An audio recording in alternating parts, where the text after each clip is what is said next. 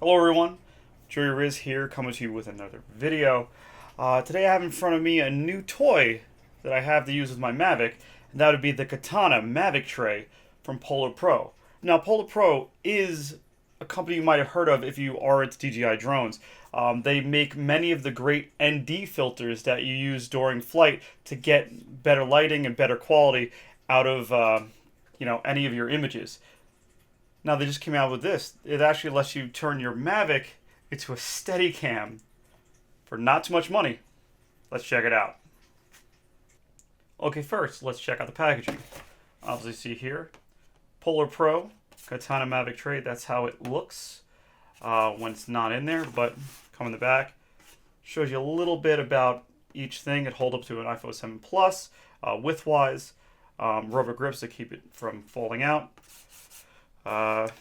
Shows you all the different options you have, but let's just break it open. I could tell you all about that. Slide it on out. Alright, so here you have it. Obviously you have your handles. Pull out this first. This is the phone holder, which actually is seems pretty durable. We'll see have to see how it holds up overall, but you will see it has a mount down here, so you can have it angled towards you while you have it on the drone, or you have it a bottom one just for a straight up motion, but I'll show you that in a sec as well. Here you have the handle itself. Obviously you have the mounting points. This is where you will actually unhook it to put the drone inside, and here's the mount for your phone, so you can actually view the video and control the drone via Wi-Fi. You can't obviously have it hooked up to the controller while using this, but the Wi-Fi does work really well, and I'll show you a little bit of that as well. But first, let's unhook this and see how this works. You see, you just unhook that. Okay, so once you have it disassembled, you're ready to put it on your drone. Now, first I'm going to show you how this thing clips into the phone. Now, this is an X6P, but it actually is just as wide as an iPhone 7 Plus, so if you're using that, this can be a good gauge for you.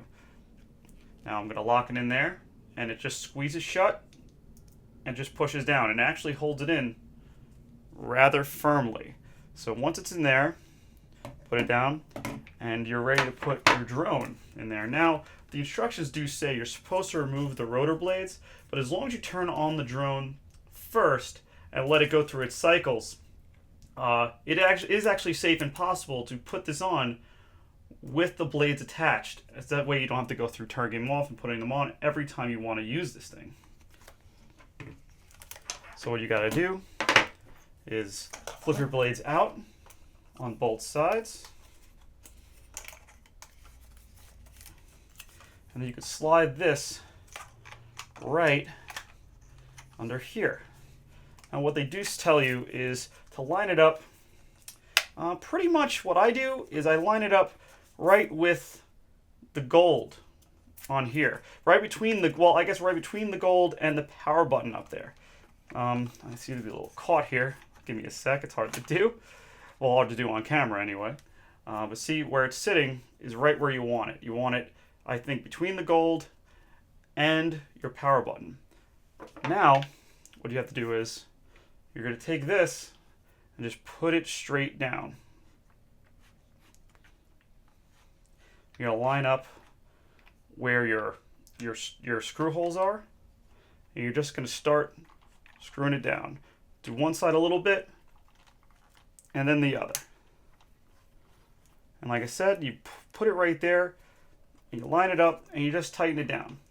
Now there is a little bit of a pressure point here, which is made to like keep the drone tight, but not to actually hurt anything. So once you have them, finger tight, you don't need to go too crazy. There you are. And like I said, you can have the blades on there. What I do is I just tuck them behind the handles, and that way you can still use the handles while the things are attached. And you just want the camera exposed, which you're not going to get anything in as long as you tuck those blades down. So you can hold it like this, and you'll be good to go. Now, the phone's already in here, but I'm going to take it out just so I can show you how this works. Now, like I said, you can screw it straight down, but then like you have that kind of view. The best thing to do, I think, is to go with the angle, the 45 degree. That way you have a little bit better viewing angle on your phone. Now it just screws on here, and there you go. And it sits nicely, just like that on a table. You got nothing to worry about. And then just put your phone in, push down, and tighten. And then there you are. You're all set and ready to go to use this as a SteadiCam. And now I'm going to show you a little bit of footage I did. One, just the drone flying between a small space, and one with me on the SteadiCam. Let's check it out. First, let's have a look at the regular drone flying through this narrow space between two buildings, two houses. And you can see, like, it has a little bit of trouble getting through. Try to navigate through. The sensors kind of go a little wonky in such a small space. So you might not get a stable image going through there either way. But if you check it out on the SteadiCam footage, I was able to walk straight through without any problem, get the shot I need. But here's the thing, you can still kind of see a little bit, like I'm stepping, like a little stop here and there. That could just be my technique, or maybe that's what the camera's kind of seeing, like it's not going up and down, not following fast enough, but I think it's good enough. So conclusion, overall, I am a very big fan of this setup because it was only $50 for this. For this whole setup, 50 bucks. Well, not for the drone and everything, and not for the phone, but just the mount itself. And that's a small price to pay to actually add a SteadiCam to your arsenal. I'm definitely going to take some really cool videos with this. I do have a drone channel I'm starting called Drone the Unknown. I will have stuff up there shortly. I'm just trying to find the right stuff to put up there to get it stuff off the ground. But you should see the link below. I'm going to link to this, where to buy this, below as well, and it's many of the other Polar products, as well as their ND filters, which I will be using for my films as well. But really, this thing gets a full thumbs up. I really recommend it. If you already have a Mavic, if you want to film in those places you might not feel comfortable flying the drone, but you still want that shot, and you want the footage to go together seamlessly, this is the thing, and I really, really like this.